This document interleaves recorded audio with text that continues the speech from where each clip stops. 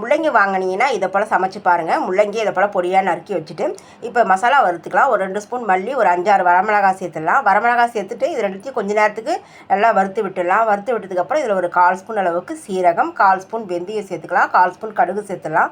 எல்லாமே 1/4 ஸ்பூன் சேர்த்தா போதும். கூடவே கொஞ்சமாக பார்த்தீங்கன்னா சோம்பு சேர்த்துலாம். சோம்பு சேர்த்துட்டு இதில் நல்லா வறுத்துட்டு நல்லா மணமாக வாசனை வரும்போது இதை நம்ம ஒரு மிக்ஸி ஜாரில் மாற்றிடலாம். மாற்றிட்டு இது நல்லா ஆறுனதும் இது நல்லா கொரகொரப்பாக அரைச்சி எடுத்துன்னு வந்துடணும். அடுத்து அதே பேனில் ஒரு 2 ஸ்பூன் அளவுக்கு நல்லெண்ணெய் சேர்த்துடலாம். நல்லெண்ணெய் சேர்த்துட்டு நம்ம கட் பண்ண முள்ளங்கியை உள்ளே சேர்த்துடலாம்.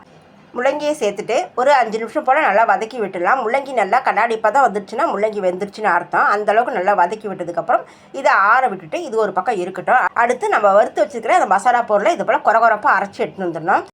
அடுத்து முள்ளங்கியும் நல்லா ஆறிடுச்சு. அதையுமே மிக்ஸி ஜாரில் சேர்த்துடலாம். சேர்த்துட்டு இதுக்குள்ளே ஒரு 5-6 பூண்டு, ஒரு துண்டு இஞ்சி சேர்த்துடலாம். கூடவே ஒரு கைப்பிடி அளவுக்கு கருவேப்பிலையும், கொஞ்சமாக மல்லித்தழையும், கொஞ்சமாக புதினா தழையும் சேர்த்துட்டு இதை நான் பார்த்திங்கன்னா திரியாக அரைச்சி எடுத்துன்னு வந்துடணும். அரைச்ச விழுது பார்த்திங்கன்னா இதை போல் திரியாக இருக்கணும். இப்போ இது ஒரு பக்கம் இருக்கட்டும். இதுக்கு நம்ம தாளிப்பு கொடுத்துடலாம். தாளிப்புக்கு பேனில் ஒரு 3 ஸ்பூன் அளவுக்கு நல்லெண்ணெய் சேர்த்துடலாம். நல்லெண்ணெய் சேர்த்துட்டு எண்ணெய் அளவாக சூடு ஏறி வரும்போது ஒரு அரை ஸ்பூன் அளவுக்கு கடுகு சேர்த்துடலாம். கூடவே ஒரு 1/4 ஸ்பூன் அளவுக்கு சீரகமும் சேர்த்துடலாம். ஒரு 5-6 மிளகு சேர்த்துட்டு கூடவே ஒரு கொத்து கருவேப்பிலை சேர்த்துட்டு இப்போ அரைச்ச இந்த முள்ளங்கி விழுதை உள்ளே சேர்த்துடணும். சேர்த்து ஒரு வதக்கி விட்டதுக்கப்புறம் கொஞ்சமாக மிக்ஸி ஜாரில் தண்ணி சேர்த்து அதையுமே இது உள்ளே சேர்த்துடலாம். கூடவே பார்த்திங்கன்னா ஒரு 1/4 ஸ்பூன் அளவுக்கு பெருங்காயத்தூள் சேர்த்துக்கணும். பெருங்காயத்தூள் 1/4 ஸ்பூன் அளவுக்கு சேர்த்ததுக்கப்புறம் நம்ம பொடிச்ச மசாலா பொடியும் உள்ளே சேர்த்துடலாம். உள்ளே சேர்த்துட்டு பார்த்திங்கன்னா ஒரு பாதி மாங்காய் அளவுக்கு தோல் எடுத்துகிட்டு நான் ஸ்லைஸாக கட் பண்ணி வச்சுருக்கேன். அந்த மாங்காயை உள்ளே சேர்த்துக்கோங்க.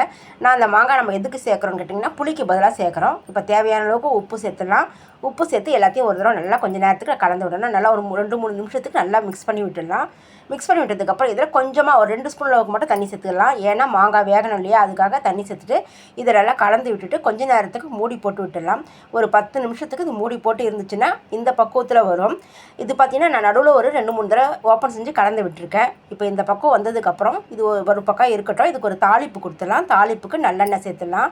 நல்லெண்ணெயில் சீரகம், வரமிளகாய், கருவேப்பிலை போட்டு கொஞ்சமாக பெருங்காயத்தூள் போட்டு தாளித்து இந்த முள்ளங்கி துவையலோடு சேர்த்துட்டிங்கன்னா நல்லா இட்லி, தோசை, சாதம் எல்லாத்துக்கும் தொட்டு சாப்பிட்லாம். 3 நாள் வரைக்கும் கெடாது. வெளியிலே வச்சுக்கலாம். ஃப்ரிட்ஜில் வைக்கணும்னு அவசியம் இல்லை.